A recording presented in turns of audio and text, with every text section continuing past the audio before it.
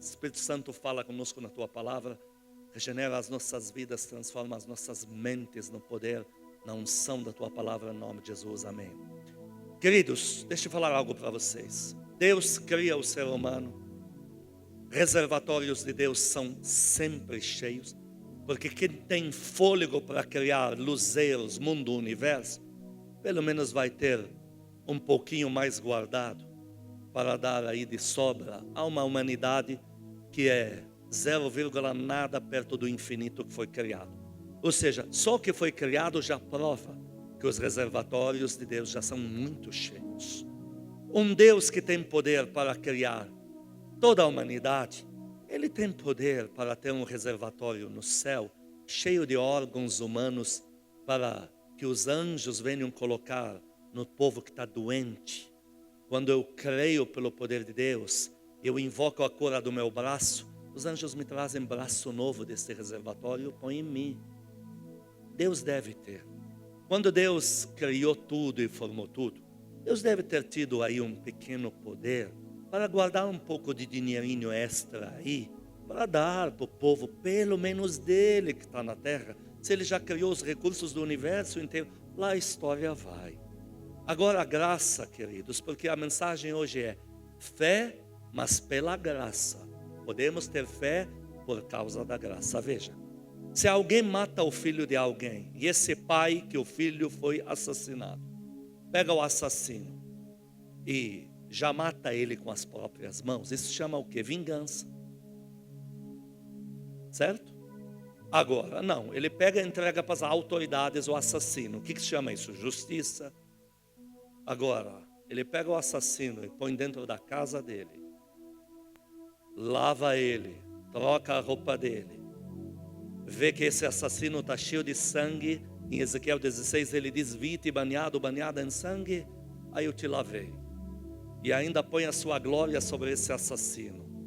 E ainda fala para ele: a partir de agora eu estou te construindo um quarto, porque na minha casa tem muitas moradas, eu vou construir um quarto que vai ser seu para sempre. Isso se chama graça, misericórdia, graça. Então, queridos, duas coisas vêm pela graça. Você não fez nada para isso. A salvação que foi dada pela graça e o chamado. Mas é só. Chamado é pela graça. Porque no dia que eu e você, em Efésios 2:10 diz, no dia que nós aceitamos Jesus, tudo que nós devíamos fazer para Deus já estava planejado para nós. Então, eu recebi meu chamado não por mérito, não fiz nada para isso. Paulo, que era Saulo, recebeu o chamado não por mérito.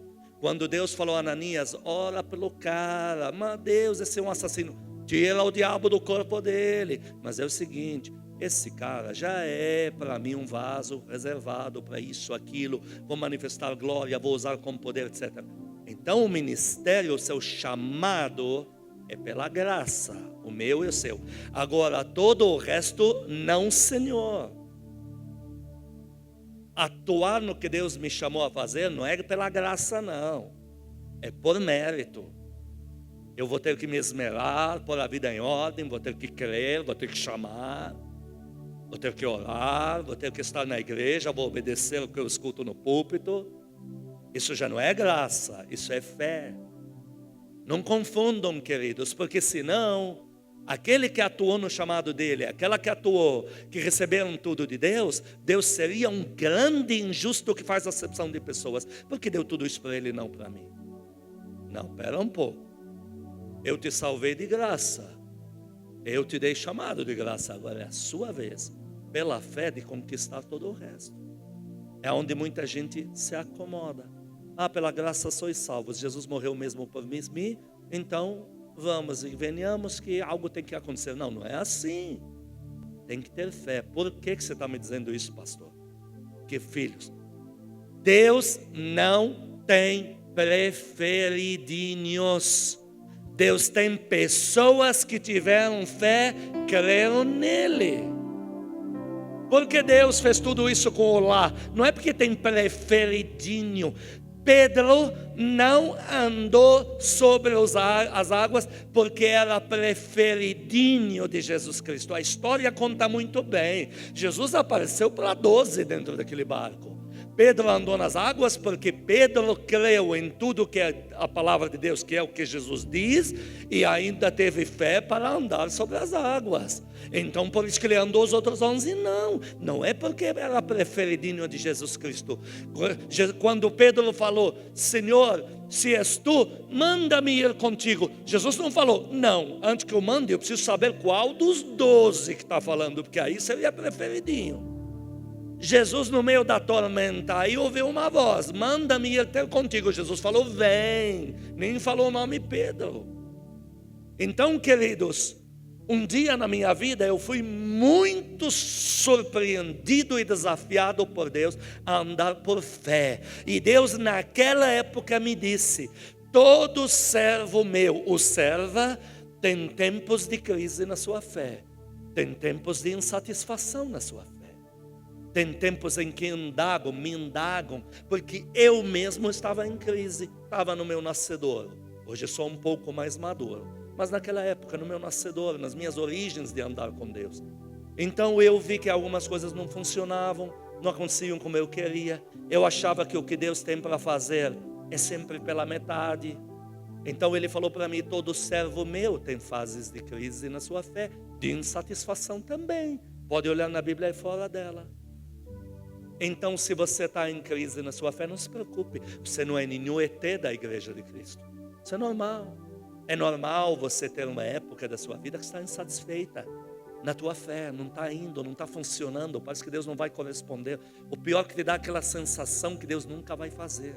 Mas entenda uma coisa. Eu tenho que repetir para você que Deus não tem preferidinhos. Tem pessoas que creem nele. Lá em Jeremias capítulo 27, versículo 5.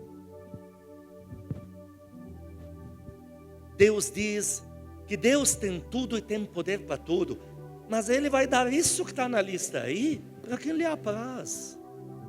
E vamos ver hoje como é que alguém pode agradar a Deus. Leia lá. Jeremias capítulo 27, versículo 5.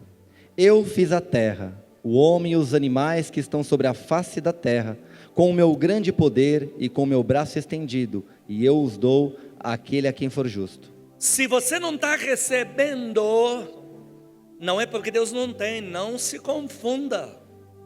E no original, em outras versões, diz: para aquele que me apraz, e esse é o que está correto. É o que me apraz, o que me dá prazer. Alguém está na sua versão que diz: me dá prazer? Levante a mão para mim. Na sua versão diz: essa é a correta. Me dá prazer. É complicado traduzir aramaico, hebraico ou árabe para o português direto. É muito complicado. Então os irmãos não erram, mas é complicado. Então, me apraz. Agora, quem é que apraz a Deus? Aquele, Hebreus 11:6. De que forma eu agrado a Deus para que Deus que criou tudo me dê as coisas? Não é o ser preferidinho, porque nenhum visual externo vai impressionar a Deus. Nenhuma atitude sua vai impressionar a Deus. Entenda que tem gente que está em religiões dos quintos dos infernos, fazendo sacrifícios lá muito maiores do que esses que você faz com Deus. Também não vai me dizer que Deus vai ficar impressionado com eles. Tem gente na Índia que está 3, 4 meses vivendo do sol para agradar o seu Deus. Você vai me dizer que Deus está se agradando? Então não é atitudes, não é mágica, não é sacrifício. É algo muito mais sublime do que isso. Hebreus 11:6, o que é que agrada a Deus? Hebreus capítulo 11, verso 6. De fato, sem fé é impossível agradar a Deus, porquanto é necessário que aquele que se aproxima de Deus creia que Ele existe e que se torna galardoador dos que o buscam. Esse que eu vou dar todas as coisas é que me agrada porque tem fé.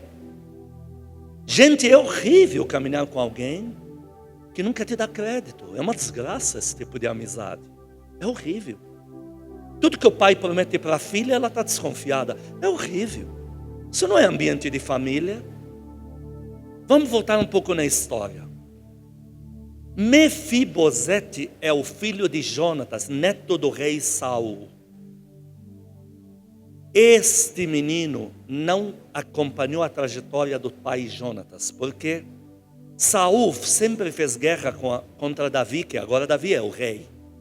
Então toda Israel sabe que Saul, com toda a sua família, perseguiram Davi, queriam matá-lo. O pacto que Jonatas, que é o pai deste Mefibosete, o pacto que tinha feito com Davi de amizade, de amor, ninguém sabia, era secreto. Então ele não era para a nação. Na nação a nação imaginava que Jonatas também era inimigo de morte de Davi, porque quando o pai saía contra, Jonatas estava junto. Porque Jonatas nunca ficou com Davi, ele sempre ficava no palácio do pai. Então aqui Mefibosete teve dois problemas: sentença de morte e sentença de dificuldade eterna. Porque Saul, o avô, seu pai Jonatas, quando foram brigar contra os filisteus mataram os dois. E os filisteus vieram na família, no palácio, matar todos os filhos de Saul e de Jonatas, etc. Toda a família.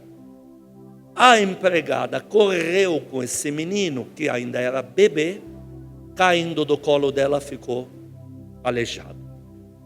Então o menino não acompanhou a trajetória. Na cabecinha desse menino, que já está com um problema sério no físico dele, na cabecinha dele é assim: quem me achar me matará, quer seja Davi ou os filisteus, jurado de morte pelos dois.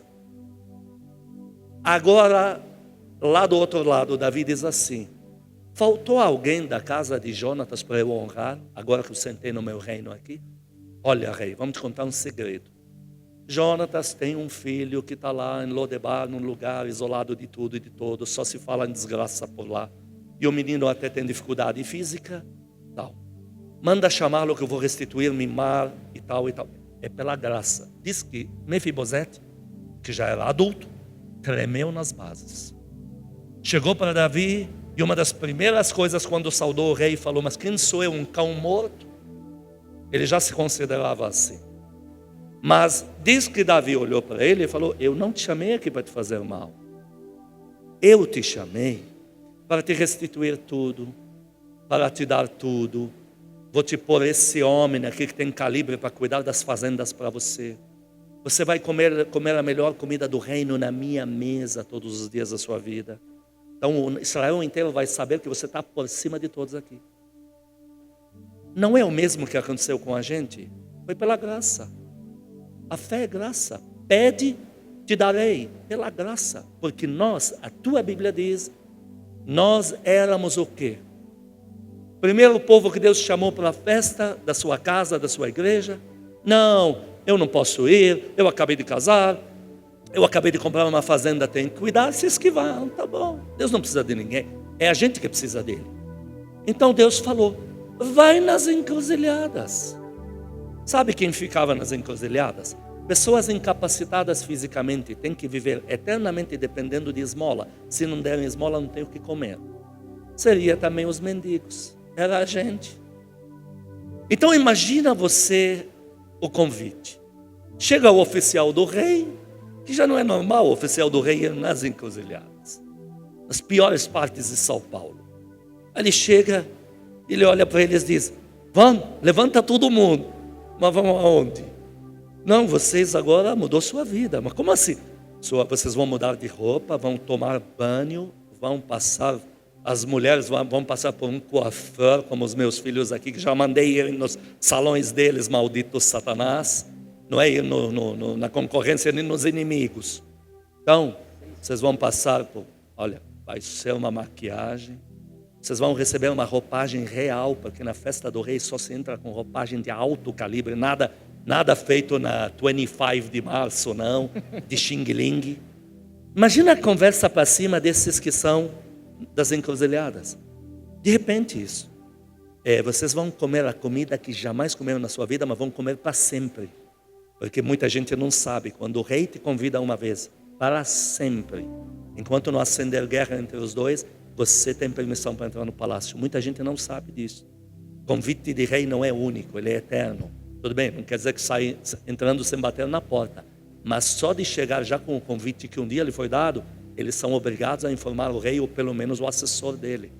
Então, o resto da vida vocês vão entrar no palácio, vão sentar com o rei, o maior pai de tudo.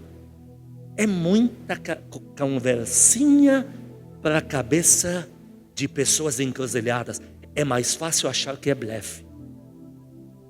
É mais fácil ir na festa e pensar assim: eu já sei, está de bonzinho na festa porque quer pedir voto, porque assim que terminar vai nos chutar tudo pela janela. Antes que me chutem já vou voltar. A festa nem terminou, o cara está lá de novo na encruzilhada com roupa real, pedindo esmola. É mais fácil.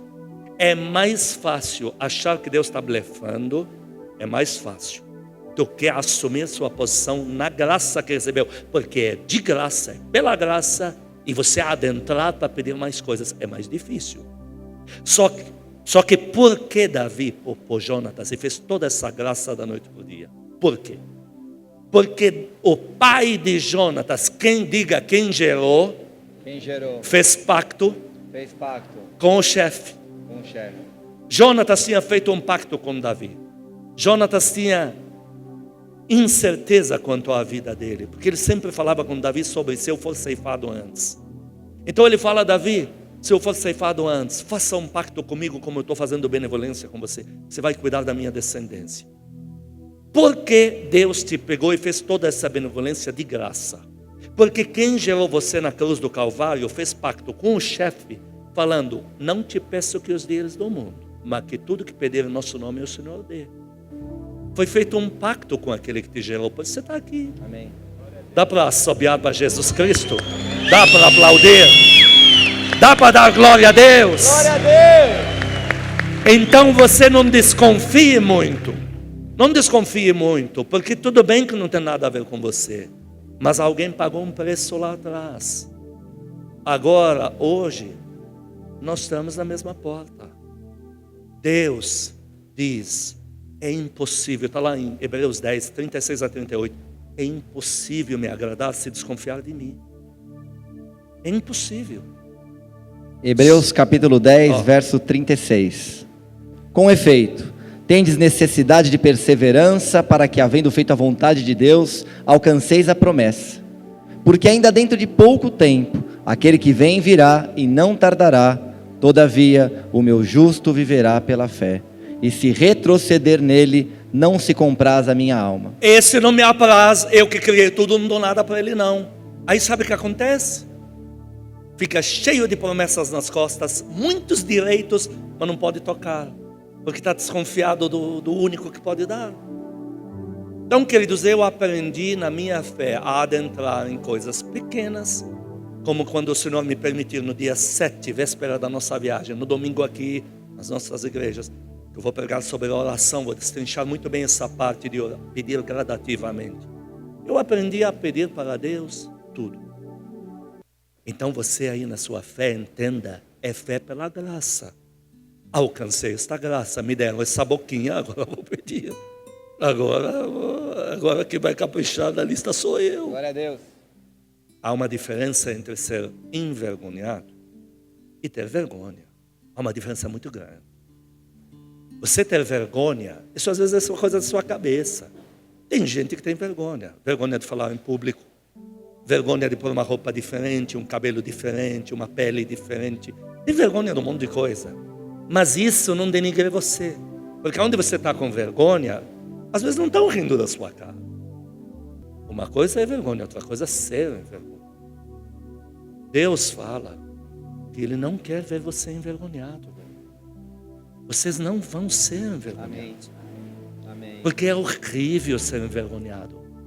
Tem criança que foi envergonhada na escola aos 8, 9, 10 anos de idade. Uma criança que passar envergonhada, nunca mais esquece. Uma mulher, um homem, é horrível. Então Deus sabe o quanto isso te faz mal.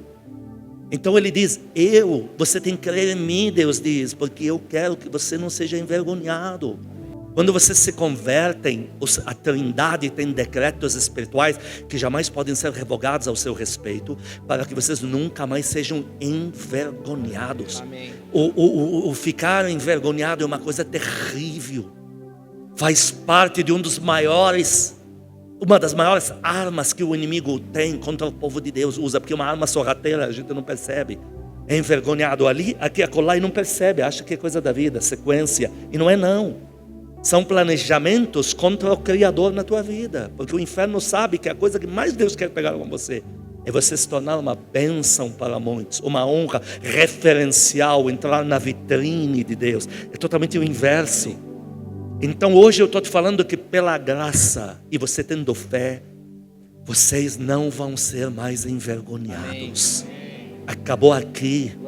Isso acabou aqui.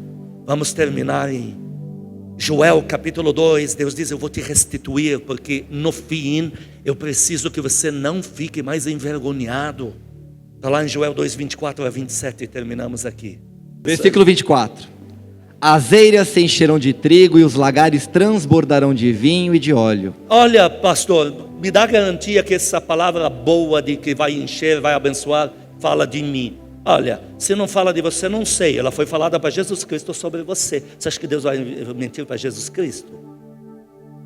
Então, se para Jesus foi prometido ao seu respeito, você que está aqui salvo em Jesus Cristo, é o direito que você já tem. Amém. Então vai vir. Na minha Bíblia diz que um tal de rei Joaquim, depois de tantos anos de cativeiro, o cara foi lá, soube orar com Deus. Diz que o rei chamou ele, tratou com benignidade, falou-lhe benignamente, mudou sua roupa de cárcere para roupa real e comeu na mesa do rei todos os dias da sua vida. Mudou. Sempre tem uma hora que muda mesmo. Amém. Existe sempre uma hora que estoura um milagre. Sim, Amém. Senhor. Tanto nas coisas pequenas como nas grandes. E às vezes as grandes antecipam as pequenas, às vezes não. Então aqui está dizendo que vai ter provisão. Verso 25. Restituir-vos-ei os anos que foram consumidos pelo gafanhoto migrador, pelo destruidor e pelo cortador, o meu grande exército que enviei contra vós outros. Quando Deus estava com raiva do povo de Israel, depois de levar ele a centenas de anos de ira, de afronta, de idolatria e tal, ele liberou. Não é que fez e mandou. Ele simplesmente tirou a mão e os demônios foram tudo lá para dentro. Não é nosso caso. Mas a palavra permanece. Deus vai tirar essa cambada que um dia quis levar você à ruína, à vergonha. Esses demônios. Você me vê todo domingo orando contra o espírito leneador, migrador, devorador, destruidor, assolador, tranca-rua, miséria, falência, luca, sanguessuga, maldito, já expulsei tanto que já está na ponta da língua. Estou sabendo mais que meu nome inteiro. Por quê? Eu tiro daí. Deus está tirando esses malditos que querem levar você à vergonha. Você ser envergonhado nas coisas mínimas diariamente, isso vai abatendo o teu espírito. Envergonhado para pegar uma gasolina para o carro, envergonhado para fazer uma venda, envergonhado para receber um cliente, envergonhado. Então isso vai acabar. Continua. Verso 26. Comereis abundantemente e vos fartareis, e louvareis o nome do Senhor vosso Deus, que se ouve maravilhosamente convosco, e o meu povo jamais será envergonhado. Leia de novo. O meu povo... E o meu povo jamais será envergonhado. O Criador, o Pai, cada frase que diz é um decreto eterno. Todas as leis do mundo espiritual são frases que o Pai disse. Ele não precisa fazer uma reunião, não. Frase que sai da boca do Pai é um decreto eterno. Amém. Esse que fala uma frase vira um decreto pela eternidade. Está dizendo, leia de novo. E o meu povo jamais será envergonhado. Dá uma aplaudida a Ele. Dá uma assobiada para Ele. Glória a Deus. Dá glória a Deus. Diga glória a Deus. Glória a Deus. Diga comigo, glórias ao Pai. Glórias ao Pai. Glórias ao Filho. Glórias ao Filho. Glórias ao Espírito Santo. Glórias ao Espírito de Deus. Na minha vida. Na minha vida. Em nome de Jesus. Mais uma aplaudida. Amém. Amém.